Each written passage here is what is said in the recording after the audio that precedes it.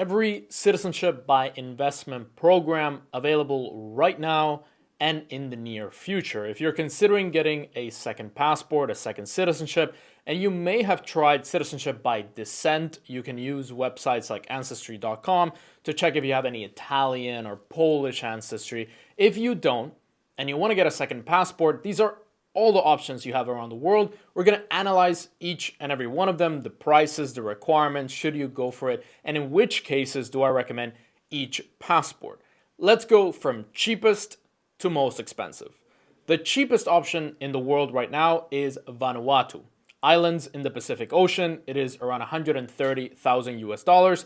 And this is a pretty terrible passport. It has a pretty terrible reputation. It doesn't really have access to most of the world. And for most people, I don't recommend this citizenship. Now, there have been cases where I have recommended a Vanuatu passport. For example, let's say you have a European citizen, a Spanish citizen, or a German citizen, and they are living in another country. Let's say they're living in Costa Rica or in Turkey, so they're not under the tax net of the European Union, not under the tax net of their origin country, but they want to still have one more level of privacy, and they don't care about visa-free travel because you can't really travel to most places with a Vanuatu passport, but you want that extra layer of protection, extra layer of privacy. That German citizen living in Dubai, for example, can get a Vanuatu passport and open bank accounts under that Vanuatu passport, or open exchange accounts under that Vanuatu passport if he's a little bit paranoid of his country chasing him down the road. We're following all the laws. We're paying all the necessary taxes that are due. But in these cases, these are people that want an extra layer of protection. If you're a US citizen, I wouldn't renounce my citizenship on a Vanuatu passport unless you want to live in Vanuatu or live in a place like Dubai. I have heard of people that have renounced their US citizenship on a Vanuatu passport, gotten a Dubai residency permit, and just live in Dubai full time. They don't care about that visa-free travel. So it's really on very specific cases. The great thing about Vanuatu is that you can pay in crypto, very little due diligence, as I said, terrible reputation, no chance of getting Schengen access in the future anymore because they've been permanently banned, and it's a very fast process. In around 2 to 3 months, you will have your citizenship. The next one, around 140,000, around 135 to 140,000 US dollars, is Nauru. Again, in the Pacific Ocean, again, a country that doesn't have that great visa-free access. They do have access to the UK, but they will probably lose that because they recently launched their citizenship by investment program, and the UK will see, okay, we don't want these security risks. Sometimes I call them security risks to these people that are just rich and millionaires investing in other countries. They don't want them to have access to the UK. Therefore, we're going to remove that visa-free access that Nauru has. And again, it's at the same level of a Vanuatu passport. I would say for those cases where you want a little bit more protection, or you want a fifth passport, if you have 3 or 4 or 5 like me and you want to get one more because you're a passport collector, then you might as well do that. Solomon Islands, also in the Pacific, is looking to launch their citizenship by investment program in the near future, and it's going to be probably around the same price point. The thing with Solomon Islands is that their passport has access to the Schengen area. So they're a higher tier citizenship, and the Schengen area and the European Commission might give them trouble because they're selling their citizenships and they're selling that access to the European Union. Now let's move over to the Caribbean. One of those, I am a citizen, that is St. Kitts and Nevis. I got it for 150,000 US dollars. And just so you know, this video is not generated by AI. This is me with my passport, because there's a lot of our competitors that are AI generated. You wouldn't even know because they're using some AI tool, but no, it's me. These countries, one of them of which I am a citizen, the others are pretty much all the same, all these little Caribbean islands. Let's start with the cheapest one, and that is Dominica. For a $200,000 donation, you can get Dominican citizenship. It takes around 8 to 9 months. It is not a fast process. I got mine in 6.5 months. Now it's taken 8 to 9 months, in some cases over a year. The great thing about Dominica, in some cases I recommend it, is because of the real estate option. You can invest into real estate for 200,000 US dollars or more. You can get a suite in a hotel, and then you can get that money back after a couple of years, depending on the rules of each specific country. If you don't want to donate $200,000, you want to invest it and then recoup it after a couple of years, then Dominica might work well for you. Then we have Antigua and Barbuda, again a donation plus some fees, around 230,000 US dollars, and all these prices are with fees added on top. So you're going to pay lawyer fees, you're going to pay consultant fees, due diligence fees, passport fees, and so on. So add around 40 to 50K on top of whatever price I'm giving you. And obviously if you're a family of 4, then it's going to be more expensive. But I'm just telling you the average price. So $230,000, Antigua and Barbuda, Dominica, Antigua and Barbuda. The other countries, Grenada, St. Lucia, St. Kitts and Nevis, are pretty much all the same passports. So you're going to have access to pretty much the same countries around the world. You're going to have access to the Schengen area. You're going to have access to Latin America, some countries in Asia, as well as some other countries like Russia. Then, after Antigua and Barbuda, we have Grenada. Grenada is 235,000 US dollars. Why do I like them? Is because they are outside of the hurricane belt. So if you're going to live in your citizenship country, if you ever decide you want to do that, I'm probably not going to live in St. Kitts. St. Kitts has a lot of crime problems. It's also a pretty boring place. Also, the population is under 60,000 people, so it's very boring in general. If I had to choose a country in the Caribbean where I had to live, I would choose Grenada just because it's outside of the hurricane belt, and hurricanes obviously devastate the Caribbean. You also have a pretty good real estate option. Like I said, it's outside of the Caribbean, so you have $270,000 in real estate plus a $50,000 fee, and that real estate is probably not going to be destroyed by a horrible hurricane, just like in the other islands like St. Kitts, Antigua. If you get real estate in these islands, then a hurricane can just destroy your home. Yes, you can get hurricane insurance, but in most cases, to get your money from the hurricane insurance is going to take years and a lot of hassle. I'm from Puerto Rico. We get a lot of hurricanes. It's horrible. After that, we have St. Lucia, 240,000 US dollars in donation.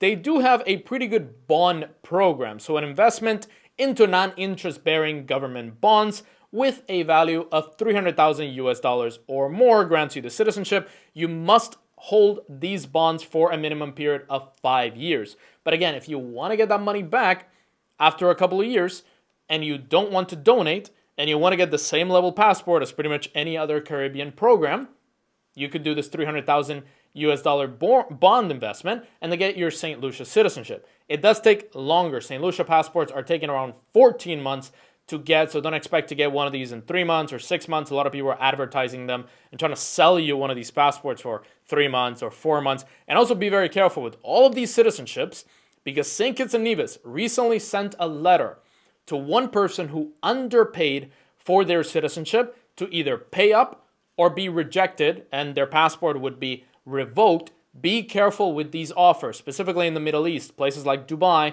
you get a lot of these offers where you can get a St. Kitts passport for $80,000, $100,000 through some real estate developer scheme.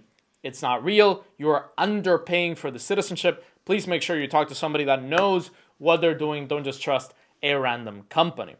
Talking about St. Kitts and Nevis, the most expensive program in the Caribbean, that is 250,000 US dollars. And in my opinion, depending on your budget, right? If you're worth $10 million, 40, 30K, it doesn't really matter to you. It's just numbers on a screen at this point. If you're worth more than $3 or $4 million, for me, St. Kitts was the most important and the best program because they're the longest running and they've gone through so much due diligence from the European Union, so many challenges throughout the years, and I picked them.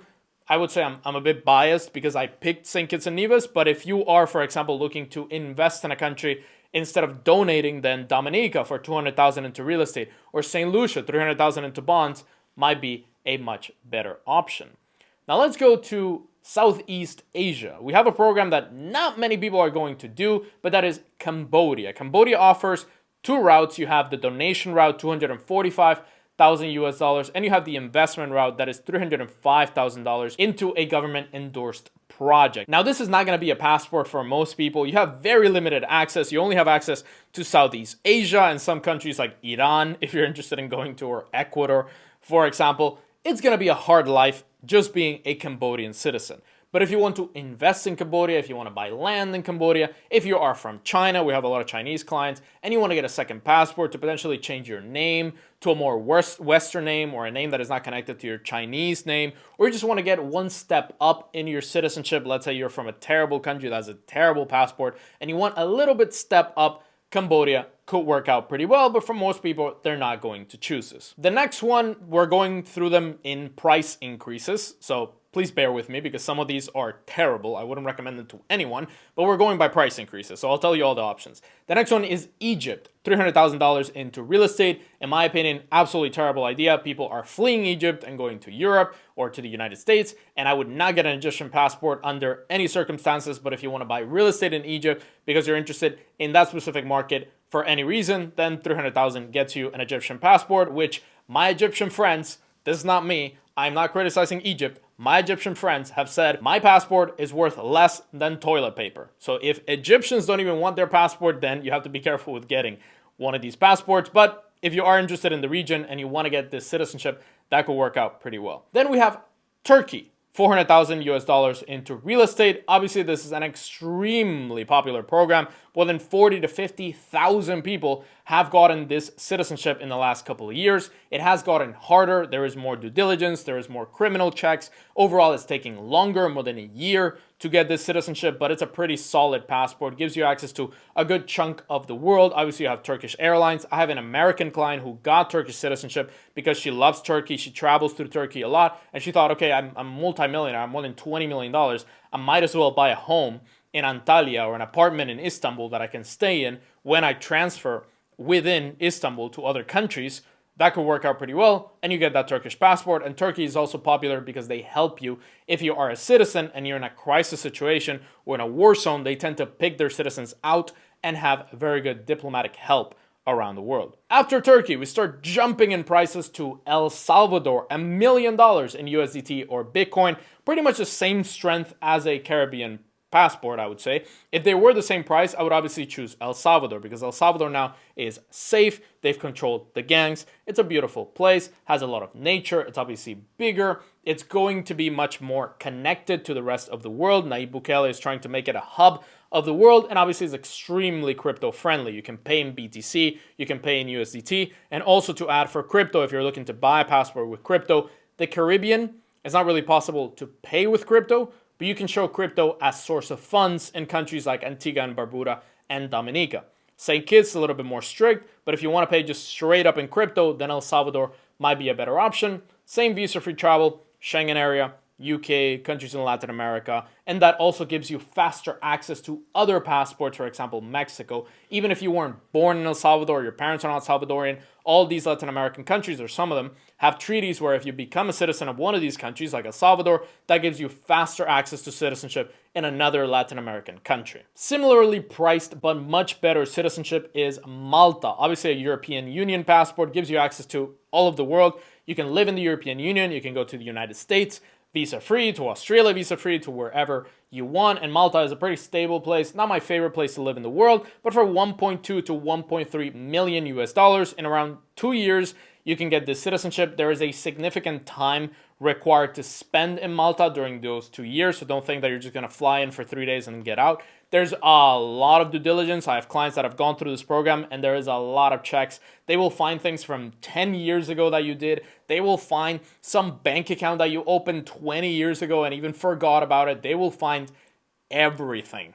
So if you have something on your record, forget about Malta. It includes donations, real estate, even charity donations into the program. So overall, it's a tough program. It takes a long time. I've considered going through it, but currently we're working on better citizenship options in the European Union, specifically Eastern European Union, just because the passports are pretty much the same. You can live in the European Union, you can go to the United States, but it's a little bit just a better country to be part in. It's a little bit more safe. There's no migrants in some of these countries, and they offer citizenship by exception. In some cases, we're working on it. I will let you know in the future. We keep going through the same price point of around $1 million. Again, not a passport I would recommend to pretty much anybody, but Jordan offers citizenship. Jordanian passport, kind of like the Egyptian one, wouldn't recommend it to anybody, but it's $1 million deposited in a bank account for a minimum of 3 years. If you have $300 million and you're a passport collector and you don't know what to do with $1 million and you want to deposit it into a Jordanian bank account, you can do that and you will get the citizenship in a couple of months. It's important to know that some countries that are promoted and some countries that are, for example, if you type in on ChatGPT, what countries can I buy a passport from? They will show up, but they're no longer available, is North Macedonia. I was there last week. Don't really recommend this country in general. I mean, compared to Serbia, it's a step down. in citizenship, in quality of life. Overall, Skopje is extremely polluted as well. I went outside, I couldn't even breathe. There were people wearing masks outside because it was so polluted. And then Montenegro, obviously next to Serbia, they used to be the same country. They used to have a citizenship by investment program. They're thinking of relaunching it, but it's not for sure. So if you want to get citizenship by exception, there are better countries in the exact same region as I mentioned with Serbia. Now that you know all the countries that offer citizenship by investment, let me know in the comments which one is your favorite. What about passports and citizenships that you should avoid, that you should not get under any circumstances? Check out this video right here on the 5 citizenships to avoid like the plague. I don't recommend them at all. They're very popular, but you might have more problems getting it than you did before you had it. Check out the video right here.